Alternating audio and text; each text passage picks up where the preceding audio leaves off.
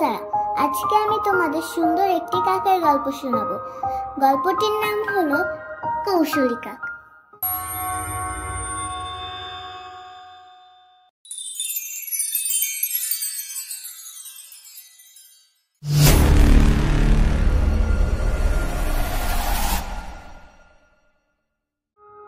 গনগনে গ্রীষ্মের দিন এক বেচারা কাকের তৃষ্ণা পেয়েছে ভীষণ। পানির খোঁজে সে উড়ে বেড়াচ্ছে এখানে ওখানে, কিন্তু না, কোথাও পানির ছিটা ফোটাও চোখে পড়ছে না।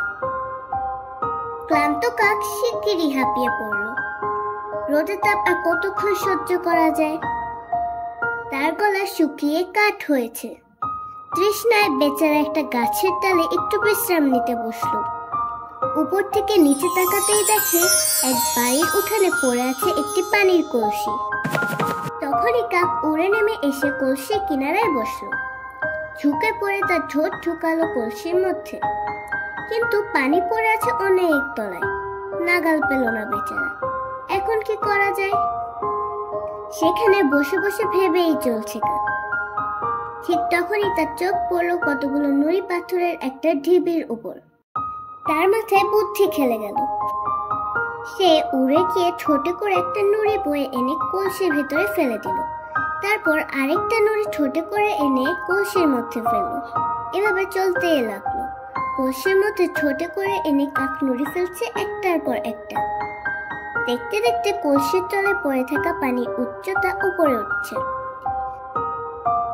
নিচে যত নুড়ি জমে পানি তত উপরে ওঠে। দেখতে দেখতে পানি উঠে এলো কলসির কানার কাছে। কাক ঠোঁট ডুবিয়ে স্বচ্ছন্দে পানি পান করলো। কাকের তৃষ্ণা মিটে গেল। সে আনন্দে ঘুরপাক খেয়ে কা কা ডেকে দুবার ডানা ঝাপটে উড়ে গেল তার নিজের পথে।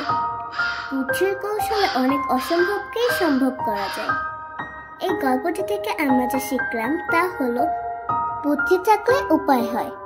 গল্পটি ভালো লাগলে লাইক কমেন্ট করুন এবং আমাদের চ্যানেলটিকে সাবস্ক্রাইব করুন। ধন্যবাদ।